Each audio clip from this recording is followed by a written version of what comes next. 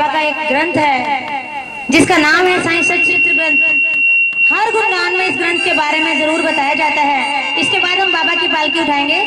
तो ये एक ऐसा ग्रंथ है जिसका नाम है साईं सच्चित्र ग्रंथ। ऐसा ग्रंथ है जो किसी भी भक्त की कोई भी इच्छा पूरी करता है। इसको पढ़ने का तरीका ये है, किसी भी वीरवार को मेरे बाबा को पीले आसन के ऊपर विराजमान करके चंदन का तिलक लगा के पीले फूल अर्पण करके ये ग्रंथ लेके बाबा के सामने बैठना है और ये कहना कि बाबा ये मेरी इच्छा है जिसके लिए ग्रंथ में पढ़ने जा रहा हूँ या पढ़ने जा रही हूँ। और ये जरूर कहना कि हे मेरे बाबा, ये ग्रंथ मुझे एक हफ्ते में पूरा करने की शक्ति देना बाबा।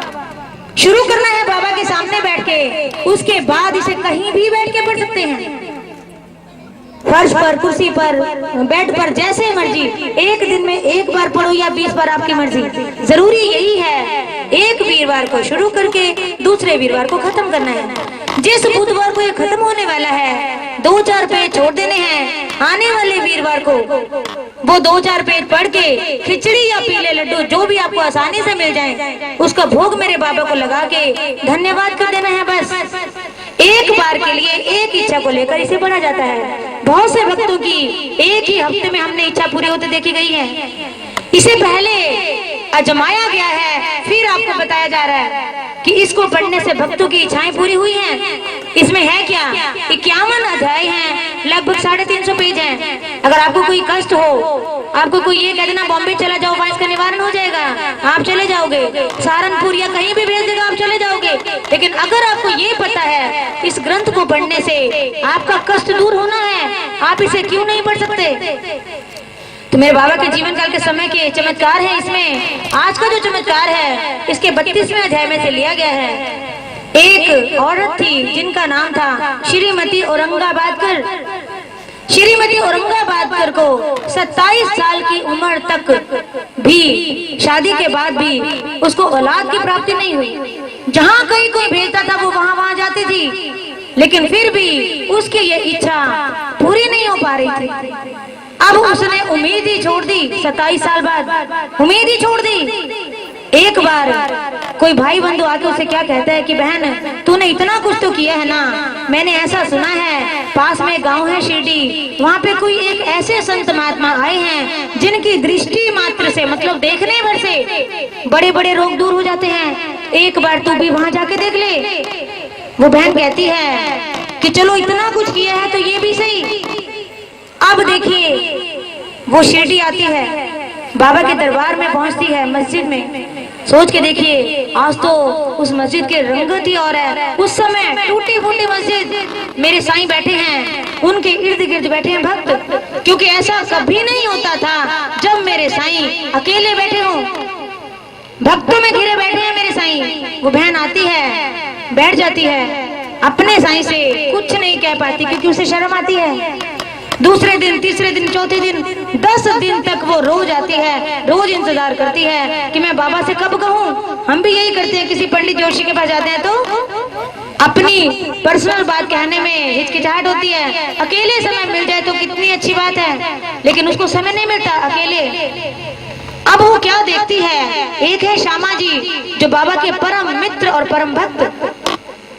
उसको ये समझ में आती है अगर मैं श्यामा जी से सिफारिश लगा दूं ना तो मुझे बाबा से अकेले बात करने का अवसर मिल जाएगा। वो यही करती है कि श्यामा जी मुझे ना कृपया 2 मिनट बाबा से अकेले बात करवा दीजिए। तो श्यामा जी क्या कहते हैं कि बहन वैसे तो ना मेरे साईं का खुला दरबार है, कभी भी कोई भी आके कुछ भी बाबा से कह सकता है। फिर भी अगर तेरी इच्छा ना बहन तो तू एक नारियल और अगरबत्ती लेके कल दोपहर की आरती के समय आके उस कोने में बैठ जाना। अगर मुझे लगा ना कि बाबा का मूड ठीक है तो मैं तुझे संकेत कर दूंगा, तू आके बाबा से अपने मन की बात कह देना। बहन बड़ी खुश होती है कि आज नहीं तो कल, कल नहीं तो परसों, अब मुझे बाबा से अकेले बात करने का मौका मिलेगा। अगले दिन बहन आके कोने में बैठ जाती है।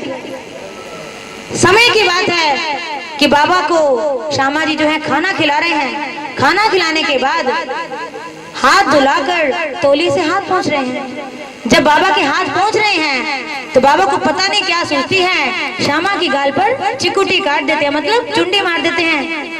अब श्यामा जी क्या कहते हैं कि देवा ये क्या किया आपने? इतने बड़े भगवान हो, देव हो, आपको क्या ये बातें शोभा देती हैं? आपने मुझे ऐसी चिकुटी काट दी। मुझे नहीं चाहिए ऐसे देव, मुझे तो ऐसे देव चाहिए जो हमें हर वक्त मिष्ठान खाने को दे और हमारे परिवार का भरण पोषण करे। तो बाबा मुस्कुराते हैं और क्या कहते हैं कि श्यामा, मैं तो वही कर रहा हूँ, तू क्यों नाराज होता है? रे मैं तो वही कर रहा हूँ जो तू कह रहा है। तुरंत श्यामा जी को याद आता है, उधर नजर जाती है कि बाबा को तो मुंह ठीक है। उस बहन को बुलाते हैं। जैसे ही वो बहन संकेत पाती है, भाग के आती है बाबा के पास। उसको कुछ सोचता नहीं, आते ही वो जो नारियल है उसके हाथ में, बाबा के हाथ में दे देती है। बाबा नारियल पकड़ते हैं, हिलाते हैं और उसमें पानी था, वो बचता है। तो क्या कहते हैं बाबा, ये क्या है? ये तो डुग डुग कर रहा है। तो क्या कहते हैं श्यामा जी कि बाबा ये ना नारियल है, आप ना इस बहन को ऐसा आशीर्वाद दो कि जैसे ये नारियल डुग डुग कर रहा है ना, इस बहन के पेट में बच्चा भी ऐसे ही डुग डुग करे। तो बाबा हंसते हैं और क्या कहते हैं कि अरे श्यामा, मूर्ख है तू भी, कहीं नारियल से भी बच्चे पैदा होते हैं। तू ऐसा कर, इसको काट, हम सब मिलके खाते हैं। लेकिन श्यामा जी को अब क्या लगता है, बहन ने मेरी सिफारिश लगवाई, अगर बाबा ने आशीर्वाद ना दिया तो मेरी तो बेइज्जती हो जाएगी। श्यामा कहते हैं मुझे नहीं पता बाबा, आप इस बहन को आशीर्वाद दे दो। तो अब देखिए बहन की हालत देखिए, वो मुंह नीचे करके दुखी मन से, दुखी हृदय से खड़ी है कि कब बाबा के मुंह से शब्द निकले और मेरी बात सच्ची हो। और बाबा क्या कहते, अरे नहीं रे श्यामा, तो ये नारियल काट, प्रसाद बांट के हम सब खाते हैं। अब श्यामा जी को गुस्सा आ गया, बाबा मैं कुछ नहीं जानता, आप अभी के अभी इस बहन को आशीर्वाद दो कि इसको बच्चा होगा। अब बाबा क्या करें, भक्त के सामने मजबूर हैं। अच्छा ठीक है, बोले क्या ठीक है, इसको बच्चा होगा। अब श्यामा जी देखिए कितने चला गए, तुरंत मुझे कब, अब पता नहीं कब का कह देंगे। बोले कब, 1 साल के भीतर। अब देखिए श्यामा जी वो नारियल लेके उस बहन को देते हैं और कहते हैं कि बहन तू ये नारियल ले जा, अगर 1 साल के भीतर तुझे बच्चा ना हुआ, यही नारियल ले आना, मैं इसी देवा के सिर पे फोड़ दूंगा। कितनी बड़ी बात कही कि अगर तुझे 1 साल के भीतर बच्चा ना हुआ तो यही नारियल लाना, मैं इस देवा के सिर पे फोड़ दूंगा। ऐसा क्यों कहा उन्होंने? क्योंकि वो जानते हैं कि बाबा के मुख से निकली हुई बात कभी खाली नहीं जाती। अगर बाबा ने कह दिया तो वो बात सच्ची ही होगी।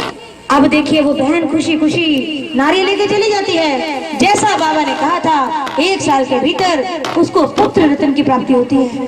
अब आप ये सोचिए, वो पति, वो पिता जिसको 27 साल तक कहीं से औलाद की प्राप्ति नहीं हुई, धन दौलत भरमार है, लेकिन उसको यूज करने वाला, उसको बरतने वाला कोई नहीं है, बरतने वाला कोई नहीं है। जब 27 साल के बाद उसे औलाद मिलती है, वो भी पुत्र, तो उसकी हालत क्या होगी? वो अपने पुत्र को और पत्नी को लेके शिरडी आते हैं, बाबा के चरणों में नमस्कार करते हैं, धन्यवाद करते हैं बाबा के कि बाबा जो मुझे आज तक कहीं से नहीं मिला वो आपके दरबार से मिला बाबा। और 501 रुपया उस समय, देखिए 1918 में मेरे साईं समाधि गए, उससे पहले की बात, 501 रुपया बाबा के चरणों में भेंट चढ़ाते हैं। और ऐसा इस किताब में लिखा है, उस 501 रुपए से बाबा को जो घोड़ा था श्यामकरण, उसकी काठी बनाई गई। तो कहने का मतलब ये है कि मेरे शिरडी वाले साईं असंभव को संभव बना देते हैं। लेकिन किसकी बात को? जो उन पर विश्वास रखता है, जो ये मानता है कि अगर हमने सच्चे दिल से मांगा तो ये सुनेंगे, और ये सुनते हैं। बोलो साईं नाथ।